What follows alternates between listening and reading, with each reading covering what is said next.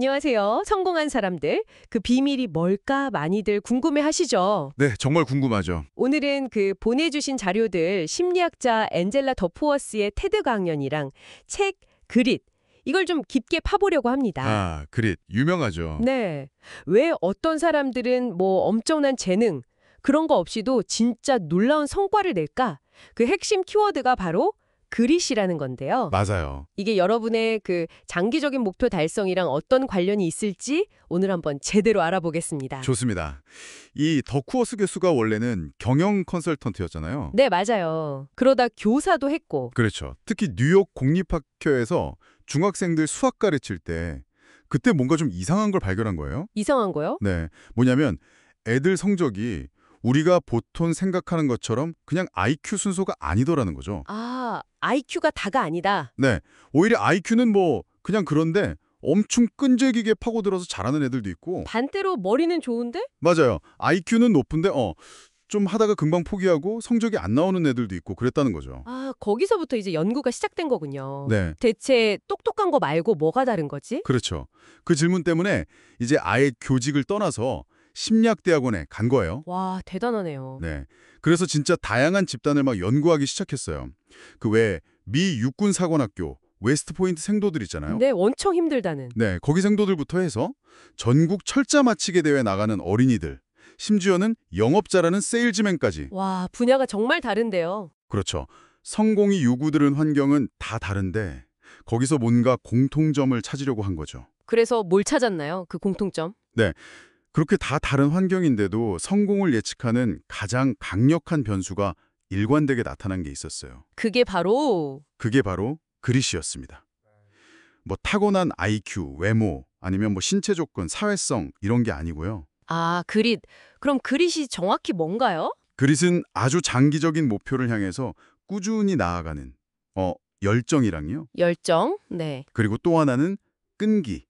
어려움이 있어도 계속 해내는 거. 이 두 개를 합친 개념이에요. 열정과 끈기. 네. 그러니까 단거리 달리기가 아니라 인생이라는 아주 긴 마라톤을 끝까지 완주하게 만드는 힘. 뭐 그렇게 비유할 수 있겠네요. 와, 이거 진짜 흥미로운데요. 우리가 보통 성공하려면 재능이 중요하다고 생각하잖아요. 그렇죠. 다들 그렇게 생각하죠. 근데 그게 전부가 아니라는 거니까 심지어 더쿠어스는 그릿하고 재능은 뭐 별 상관이 없거나 네, 어떤 경우는 오히려 재능 있는 사람들이 끈기가 좀 부족한 경향도 보인다고 했죠. 맞아요. 그래서 그 성공 공식 얘기한 게 되게 인상 깊었어요. 재능 곱하기 노력은 기술. 네. 그리고 그 기술에 또 노력을 곱해요. 그렇죠. 기술 곱하기 노력이 성취다. 결국 노력이 두 번 들어간다는 거잖아요. 네, 맞습니다. 그게 핵심이에요. 재능보다 노력이 성과에는 훨씬 더 중요하다는 거죠. 그렇군요. 그럼 그릿이 그냥 뭐 힘들어도 꼭 참는 거 그런 건 아닌가 보네요. 그렇죠. 단순히 그냥 버티는 거랑은 좀 달라요. 더코어스가 말하는 그릿은 훨씬 좀 능동적인 개념이거든요. 능동적이요. 네. 그릿을 이루는 네 가지 심리적 자산을 얘기하는데요. 첫 번째는 관심이에요. 어떤 분야에 대해서 깊고 오래가는 관심. 와, 관심? 두 번째는 의도적 연습. 그냥 시간만 때우는 게 아니라 어제보다 조금이라도 더 잘하려고 약점을 계속 파고드는 거예요. 피드백 받고 고치고. 아, 그냥 연습이 아니라 의도적인 연습이군요. 그렇죠. 세 번째는 목적의식. 내가 하는 일이 나 혼자만이 아니라 세상이나 다른 사람들한테 뭔가 기여하고 연결되어 있다는 느낌. 그런 거예요. 목적 중요하죠. 그리고 마지막 네 번째가 희망이에요.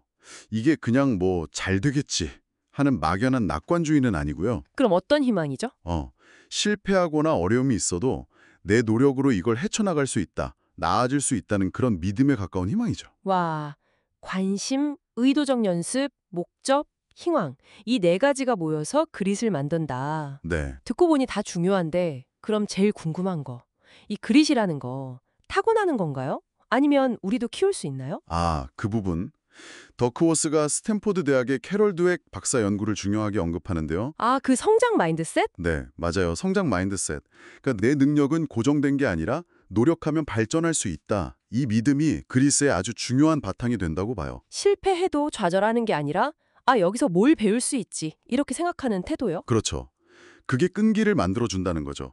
근데 더크워스 교수도 사실 그릿을 어떻게 키울 수 있는지 그 구체적인 방법에 대해서는 아직 좀 연구가 더 필요하다고 솔직하게 얘기해요. 아, 성장 마인드셋이 중요하긴 한데 그것만 있으면 그릿이 저절로 딱 생기는 건 아닐 수도 있다. 네, 뭐 그런 뉘앙스죠. 아직은 확실한 답은 없는 상태라고 할 수 있어요. 그렇군요. 확실한 방법은 아직 연구 중이라도 그래도 성장 마인드셋이라는 시작점은 알려준 거네요. 맞아요.